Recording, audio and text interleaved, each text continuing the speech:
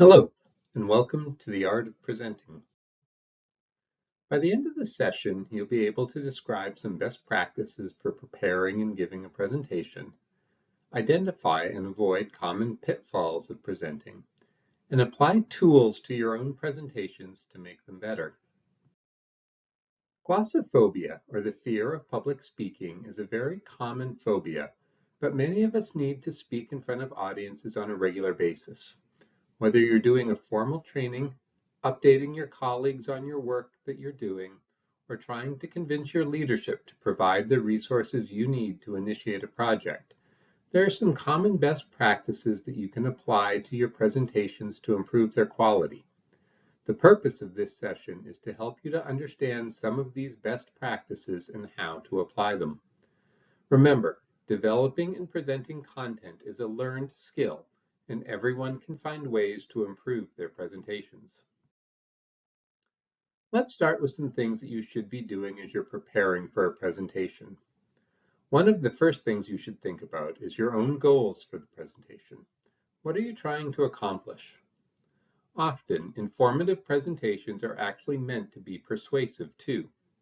Are you sharing information, or are you actually trying to convince someone to do something? Make sure you understand why you're speaking in front of people in the first place.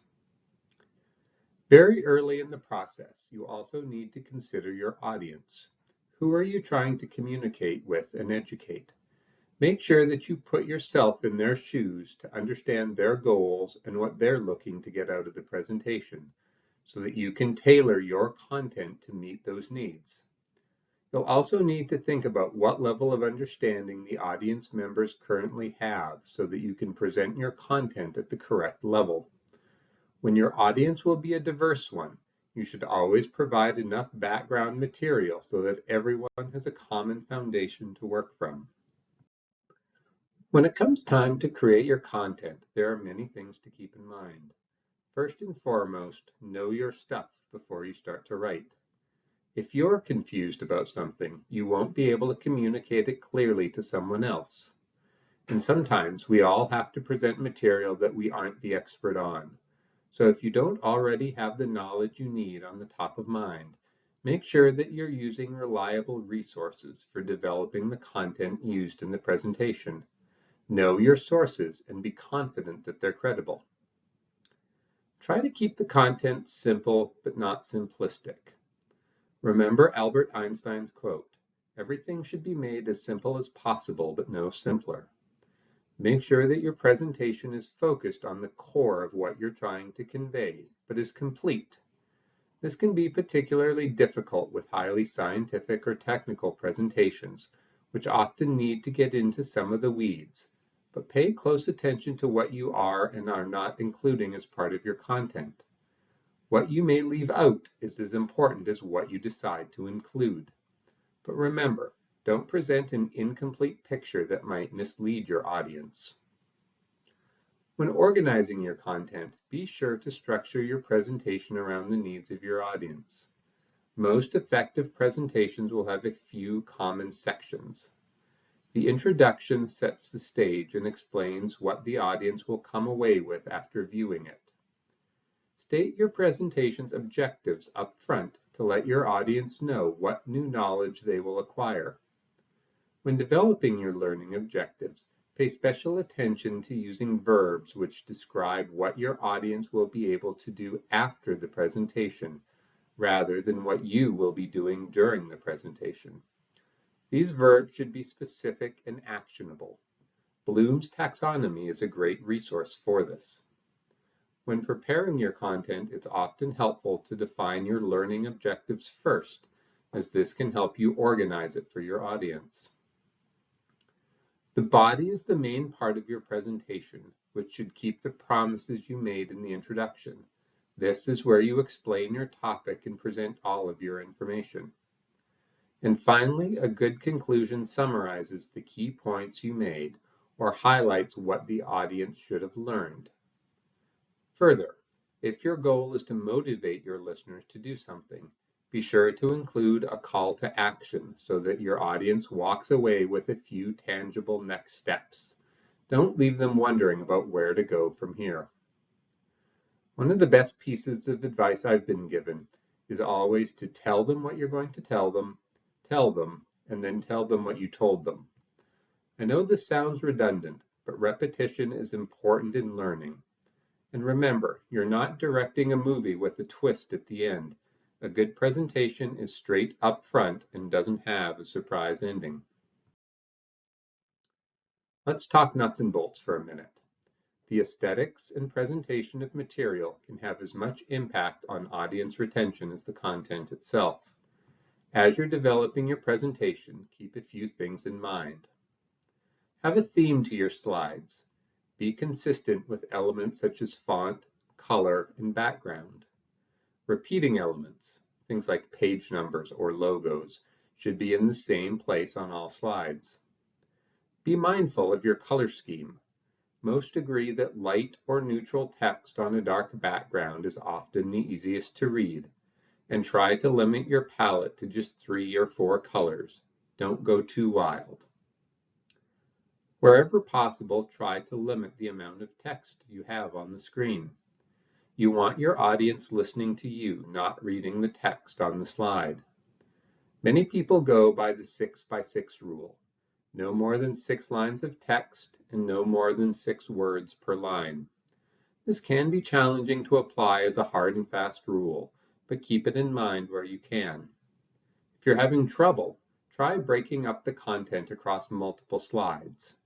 And don't be afraid of white space. It can actually enhance the readability of your content. In real estate, it's all about location, location, location. But in presenting, it's about consistency, consistency, consistency.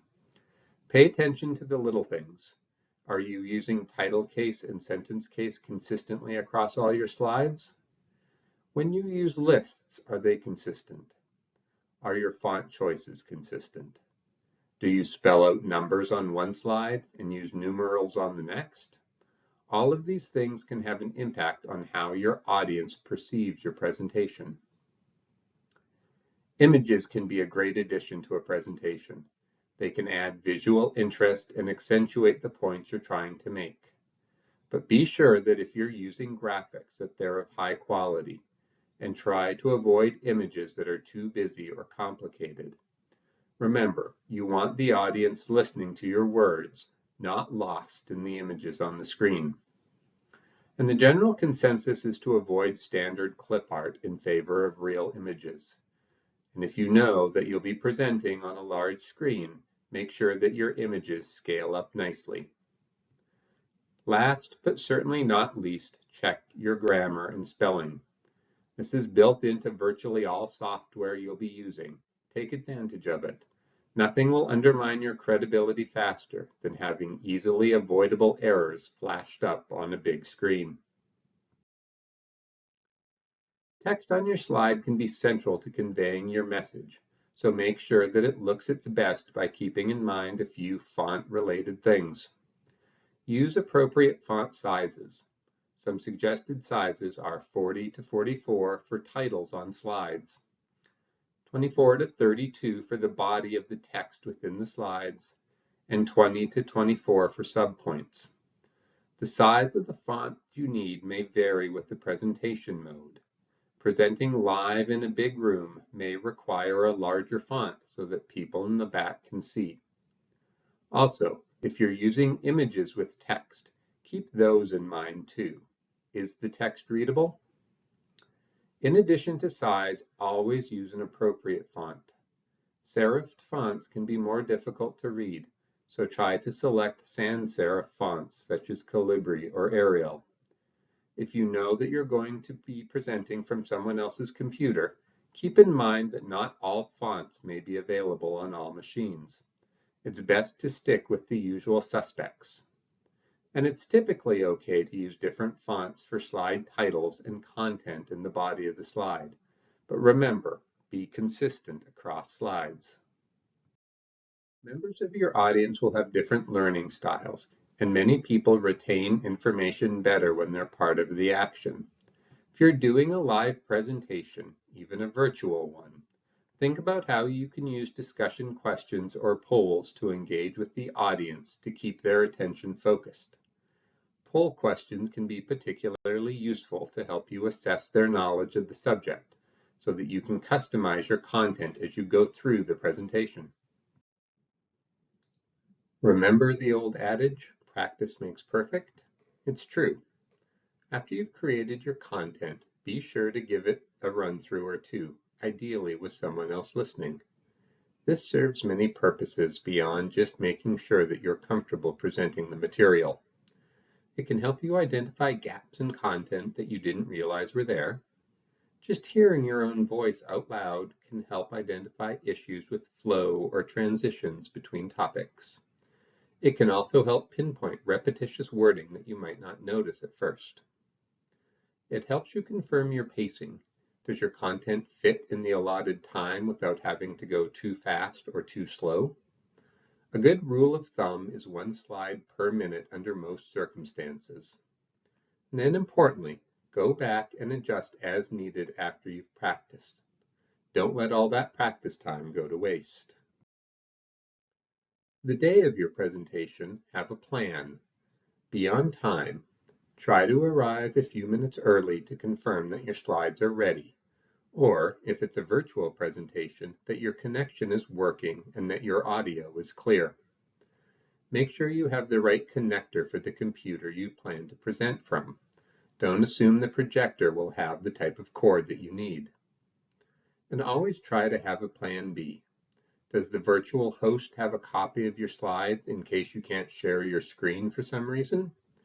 Do you have a backup copy of your presentation on a thumb drive if your computer goes wonky just before you're up to speak? Be prepared.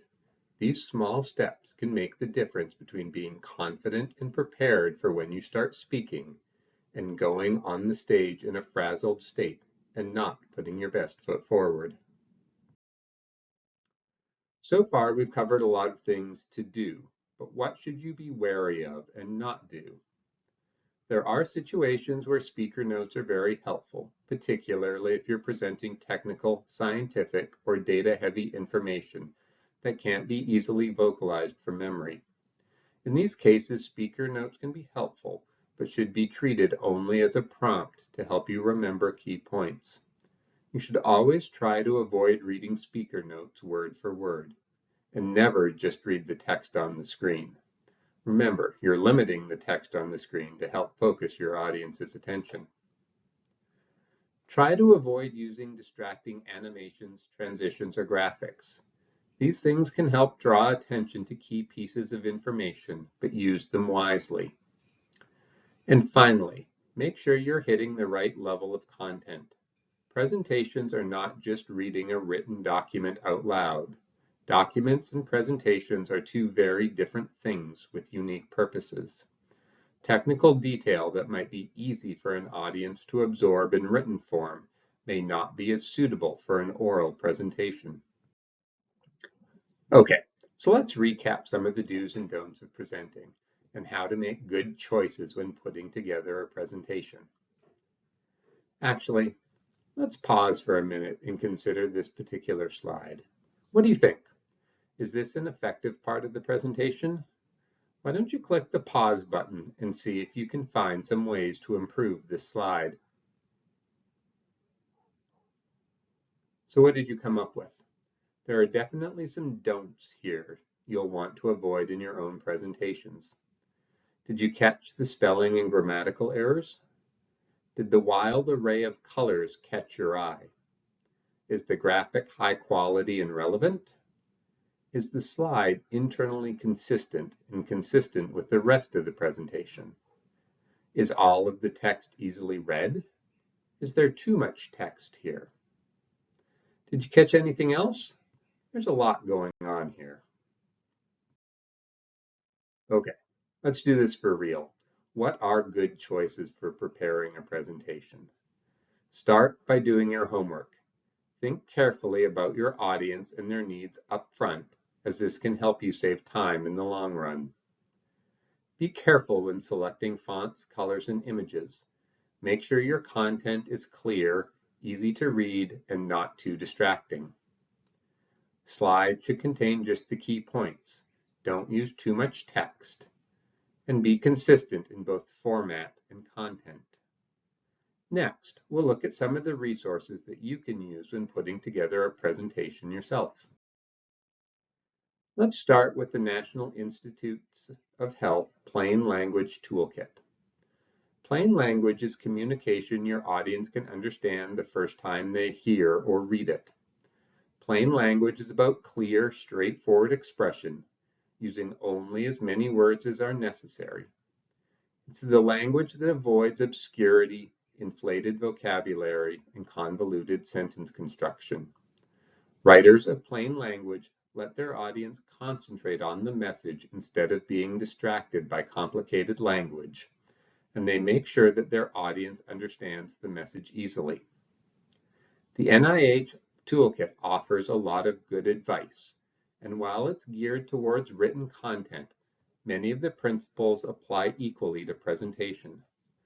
Things like the fact that using personal pronouns, I, you, and we, can help you form connections with your audience, and the importance of being focused on your message and avoiding including too many details and exceptions.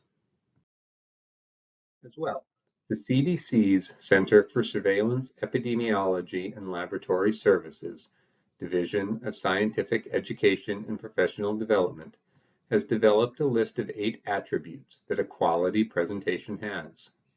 Depending on your goals and audience, a given presentation may not conform to all of these standards, but most should apply to many of your presentations. Be sure to think about how your presentation measures up to these ideals. And to help you assess your work, each attribute comes with additional guidance and things to consider in the form of a checklist as shown on the right. When developing a more comprehensive set of materials, such as a whole course, you may want to consider the ADDIE method. But even for single presentations, thinking about the ADDIE phases can be helpful. ADDIE is an acronym for the 5 phases of preparing good content. Analysis, which starts by establishing the instructional problem, goals, and objectives, and identifying the learning environment and the learner's existing knowledge and skills.